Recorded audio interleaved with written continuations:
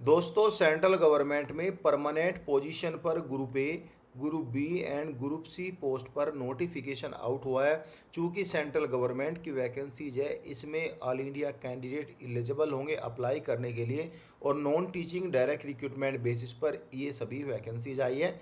इसके application form 24 जनवरी से लेके 1 मार्च 2026 तक फॉर्म फिल कर सकते हैं। Notification Visvesvaraya national institute of technology Nagpur की तरफ से आउट हुआ है, जो कि ministry of education government of India के अंडर में आता है और नागपुर महाराष्ट्र स्टेट के अंडर में आता है।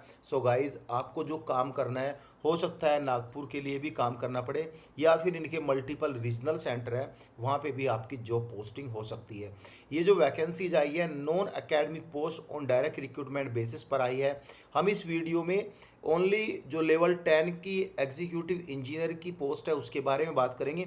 चूँकि गाइज ये जो वैकेंसीज है जो मैंने यहाँ पे कवर की हुई है, अभी आप देख सकते हो, ये जो वैकेंसीज है इसमें करीबन हायर क्वालिफिकेशन प्लस के 10 to 15 ईयर का एक्सपीरियंस मांगा है, तो हम इसको कवर नहीं करेंगे।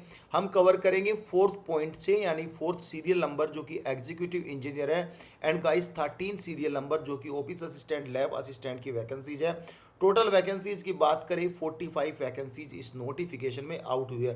अब हम बात करेंगे एलिजिबिलिटी क्राइटेरिया, एज क्राइटेरिया और वैकेंसीज किन किन कैटेगरी में आई है, चूँकि यहाँ पे टेबल में सभी डिटेल दिया हुआ है। सो गाइज, हम डायरेक्टली स्विच करते हैं फोर्थ पॉइंट पर, जो कि फोर्थ सीरियल नंबर है।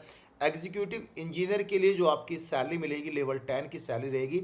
7 CPC आपको मिलेगा, DA TA सब कुछ मिलेगा, लगभग 1 लाख से ज़्यादा आपकी सैलरी बनेगी। ओनली 1 वैकेंसीज है, जनरल कैंडिडेट फॉर्म फिल कर सकता है, डायरेक्ट रिक्रूटमेंट बेसिस पर है, और गाइज आपकी उम्र 35 साल से नीचे होनी चाहिए। पहले ही आपको बता दे रहा हूँ, जो आपकी उम्र है वह 1 मार्च 2026, इवन एजुकेशन क्वालिफिकेशन और एक्सपीरियंस का क्राइटेरिया भी 1 मार्च 2026 से काउंट किया जाएगा। एजुकेशन क्वालिफिकेशन के बारे में बात करें, आपका BE BTech सिविल में फर्स्ट क्लास की डिग्री और इक्विवेलेंट ग्रेड CGPA आपका होना चाहिए। At least UGC 7 point scale with good academic record, एक अच्छा रिकॉर्ड आपका होना चाहिए। एक तो ये क्वालिफिकेशन है। दूसरा क्वालिफिकेशन है, आप पहले से ही कहीं पर काम कर रहे हो चम्मनसो ग्रेड पे तो आप इसका ये फॉर्म फिल कर सकते हो। फ्रेशर कैंडिडेट यहाँ पे ओनली डिग्री मांगा है, तो डिग्री के बेस पर फॉर्म फिल कर सकता है। सिलेक्शन प्रोसीजर, आपका एक एग्जाम होगा, स्किल टेस्ट और इंटरव्यू आपका होगा। स्किल सिविल से रिलेटेड क्वेश्चन पूछेंगे, इंटरव्यू खास जो कि यहाँ के फॉर्मेलिटीज़ के लिए होता है वह सभी के लिए होगा। सुपरिटेंडेंट की जो पोस्ट आई है उसमें टोटल 5 पोस्ट आई है, जिसमें 4 पोस्ट जो है जनरल कैंडिडेट के लिए आई है, एक पोस्ट OBC कैटेगरी के लिए आई है। इसमें पे लेवल 6 की सैलरी मिलेगी, 35,400 जो है आपका इनिशियली पे रहेगा, और आपकी सैलरी लगभग 70-80 हज़ार के आसपास एज पर द 7 CPC बनेगी। इसमें आपकी उम्र 30 साल से नीचे होनी चाहिए, और गाइज इसमें फर्स्ट क्लास की बैचलर डिग्री आपसे मांगी है, या फिर आपके पास मास्टर डिग्री है। सपोज करो आपका फर्स्ट क्लास की बैचलर डिग्री नहीं है, आपकी बैचलर डिग्री 3rd% की है, यानी 3rd ग्रेड की है, और आपने उस 3rd ग्रेड से मास्टर डिग्री भी कर लिया है, और मास्टर डिग्री में आपने 50% नंबर अचीव कर लिए, तो आप इसका फॉर्म फिल कर सकते हो। 2 केस आपके पास है।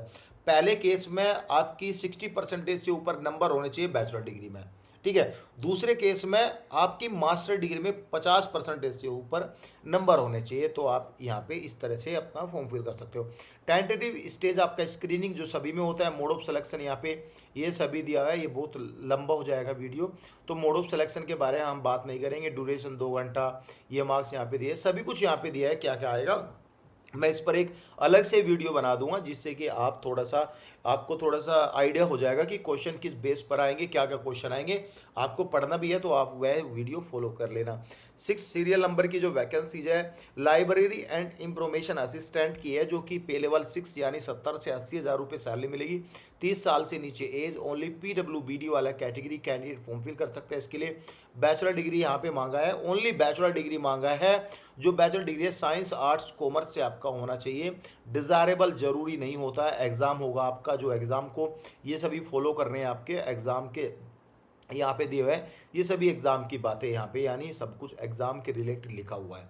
7th नंबर की जूनियर इंजीनियर की पोस्ट है, जिसमें कि एक जनरल कैंडिडेट की पोस्ट आई है। इसमें भी पे लेवल 6 यानी कि 70 से 80 हज़ार रुपये सैलरी मिलेगी। 30 साल से नीचे आपकी उम्र, और गाइज फर्स्ट क्लास की बैचलर डिग्री यानी बीई बीटेक आपका इलेक्ट्रिकल इंजीनियरिंग से है तो आप अप्लाई कर सकते हो। और गाइज फर्स्ट क्लास का डिप्लोमा भी आपका इलेक्ट्रिकल इंजीनियर से है, जब भी आप इसमें अप्लाई कर सकते हो। दोनों ही कंडीशन में, डिग्री है जब भी अप्लाई, डिप्लोमा है जब भी अप्लाई, लेकिन आपको यहाँ पे माइंड करना है कि आपकी जो डिग्री है, डिप्लोमा जो भी है, वह फर्स्ट क्लास का होना चाहिए। यहाँ पे आपका जो है ये सभी पार्ट जो है सिलेबस को लेके दिया हुआ है, यहाँ पे सिलेबस को लेके दिया है, तो एक बार पढ़ लेना तो आपको आइडिया हो जाएगा। यहाँ पे पोस्ट वाइज डिटेल दिया हुआ है। नेक्स्ट जो वैकेंसीज है टेक्निकल असिस्टेंट की है, इसमें टोटल 8 वैकेंसीज आई है। 5 जनरल कैंडिडेट, 2 ओबीसी और एक एससी कैटेगरी के लिए कैंडिडेट। यहाँ पे जो टेक्निकल असिस्टेंट है उसका स्पेशलाइजेशन दिया है, यानी हमें इस कैटेगरी से रिलेटेड ही टेक्निकल असिस्टेंट चाहिए। पे लेवल 6 70 से 80 हज़ार रुपये सैलरी, और आपका computer science information technology allied stream में ये वैकेंसीज है, यानी ठीक है, electrical electronic instrumentation allied stream में ये वैकेंसीज है, और मैकेनिकल केमिकल के लिए ये वैकेंसीज है। अब यहाँ पे क्वालिफिकेशन की बात करें, क्वालिफिकेशन में सपोज करो कंप्यूटर साइंस इंफॉर्मेशन टेक्नोलॉजी, इसमें बी बीटेक बीएससी वाले भी फॉर्म फिल कर सकते हैं, या एमसी वाले भी, यहाँ पे दिया है। देखो सभी का क्वालिफिकेशन में 1 बाय 1 करके डिस्कस करता हूँ। देखो बी बीटेक दिया है, एमसीए दिया है तो आप अप्लाई कर सकते हो। फर्स्ट क्लास का डिप्लोमा के थ्रू भी आप अप्लाई कर सकते हो। फर्स्ट क्लास की बैचलर डिग्री यानी जो मैंने बोला है बीएससी साइंस से किया है, जब भी आप एलिजिबल है अप्लाई करने के लिए। अगर आपके पास डिग्री से ऊपर कोई मास्टर डिग्री है और डिग्री में आपने वेल परफॉर्म नहीं किया और मास्टर डिग्री में आपने अच्छा परफॉर्म किया, जिसमें आपके 50% से ऊपर नंबर आए, तो आप जब भी फॉर्म फिल कर सकते हैं। ये सभी सिलेबस दिया है। सीनियर असिस्टेंट के लिए पे लेवल 4 की सैलरी लगभग 50 हज़ार के 60 हज़ार के बीच आसपास सैलरी मिलेगी आपको। 33 साल से नीचे आपकी उम्र होनी चाहिए। आपकी जो है 2 वैकेंसी आई है, दोनों जनरल कैंडिडेट के लिए। इसमें 12वीं पास है तो आप अप्लाई कर सकते हैं। और गाइज 35 वर्ड पर मिनट आपको टाइपिंग करनी है। इंग्लिश के लिए मांगा है तो इंग्लिश में ही होगी। बाकी यहाँ पे आपका सिलेबस है, सिलेबस को एक बार देख लेना।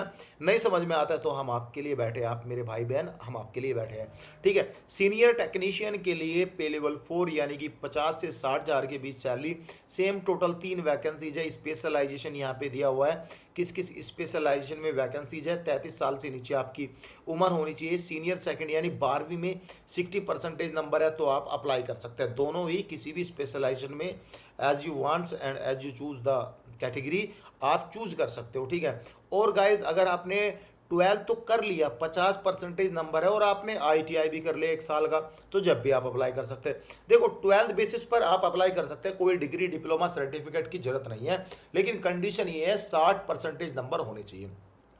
अगर आपने 12th कर लिया और आपने जो है साइंस साइड से भी नहीं किया या फिर आर्ट साइड से कर लिया, कॉमर्स से कहीं से भी कर लिया, 12th पास है आप, और 12th में 50% नंबर आपके आगे, और आपने आईटीआई कर रखा है या कोई हायर एजुकेशन या कोई डिप्लोमा कर लिया इसके ऊपर, तो आप इसमें अप्लाई कर सकते हो। अगर आप 10वीं पास है, 10वीं में 60% नंबर है और आपने आईटीआई 2 साल का किया, जब भी आप अप्लाई कर सकते हो। डिप्लोमा वाले कैंडिडेट सेम रिलीवेंट फील्ड जहाँ पे जो वैकेंसीज मांगी है उसमें क्या है तो आप अप्लाई कर सकते हो। ये सभी यहाँ पे सिलेबस की डिटेल दी गई। जूनियर असिस्टेंट के लिए टोटल 3 वैकेंसीज आई है, 2 जनरल, एक ओबीसी के लिए। पे लेवल 3 यानी 40 हज़ार रुपये के आसपास, 40 से 50 हज़ार रुपये के आसपास आपकी सैलरी मिलेगी। 27 साल से नीचे आपकी उम्र होनी चाहिए। और गाइस यहाँ पे 12वीं पास है और 12वीं के साथ साथ टाइपिंग आपको आता है, तो आप यहाँ पे जो है एलिजिबल है अप्लाई करने के लिए। ये यहाँ पे सिलेबस दिया है। अब यहाँ पे स्टूडेंट का डाउट है कि एक स्टूडेंट 2-3 वैकेंसीज के लिए फॉर्म फिल कर सकता है। भाई कर सकता है बिल्कुल, लेकिन अगर घर का जुगाड़ है, क्योंकि पैसे ही इतने महंगे हैं इसमें, यानी फीस ही बहुत ज़्यादा हाईली है, तो मे भी कर तो सकता है भाई। टेक्नीशियन के लिए बात करें, स्पेशलाइजेशन ट्रेड यहाँ पे दिया है, टोटल 10 वैकेंसीज है, तो यहाँ पे 27 साल से नीचे। इसमें भी सेम कंडीशन एप्लीकेबल होती है। 12वीं साइंस 60% नंबर अप्लाई। अगर 12वीं साइंस से नहीं है और गाइस 12वीं पास कर लिया, 50% नंबर आईटीआई कोर्स 1 ईयर का या हायर कुछ अप्लाई। 10वीं में 60% नंबर आईटीआई 2 साल का अप्लाई, या फिर डिप्लोमा किया है, जब भी आप अप्लाई कर सकते हो। सिलेबस यहाँ पे दिया है। ऑफिस एंड लैब अटेंडेंट के लिए टोटल 5 वैकेंसीज आई है, 2 यूआर, 2 ओबीसी, 1 एससी के लिए। 27 साल से नीचे एज, ऑफिस अटेंडेंट के लिए और दो ऑफिस अटेंडेंट के लिए 12वीं पास डजंट मैटर कि आपने आर्ट और साइंस से किया है, लेकिन लैब अटेंडेंट के लिए 12वीं साइंस से किया है जब आप इसमें एलिजिबल होंगे अप्लाई करने के लिए। सो गाइज अब इंस्ट्रक्शन जो है यहाँ पे पीडब्ल्यूबीडी को अलग से एज का क्राइटेरिया एंड यहाँ पे डिसेबिलिटीज में रिलैक्सेशन मिलेगा। अब कैटेगरी वाइज फी देख लेते हैं। मुझे पता आप वीडियो यहीं पे बंद कर दोगे क्योंकि इसमें जो है फी रिफंडेबल भी है। क्वेश्चन फीस है 1000 रुपीज़, वह रिफंडेबल है। अब यहाँ पे मैं बात करूं यूआर ओबीसी और ईडब्ल्यूएस के लिए जो 2360 रुपये है यह नॉन रिफंडेबल है, 1000 रुपये रिफंडेबल है, यानी 3360 रुपये उनको पे करना है स्टार्टिंग में। लेकिन रिफंडेबल जब है जब आप एग्जाम में अपेयर होंगे, 1000 रुपये आपको वापसी आपके अकाउंट में आ जाएंगे। एस टी के लिए कोई भी फी नहीं, यहाँ पे 1000 रुपये देने हैं, वही आपको रिफंडेबल आ जाएंगे जब आप एग्जाम देने जाओगे। यहाँ पे ये क्वेश्चन फी है। बहुत सारे स्टूडेंट फॉर्म फिल कर देते हैं, फॉर्म फिल करने के बाद मल्टीपल सेंटर एलोकेटेड होते हैं, क्योंकि सेंटर की भी तो फी लगती है भाई।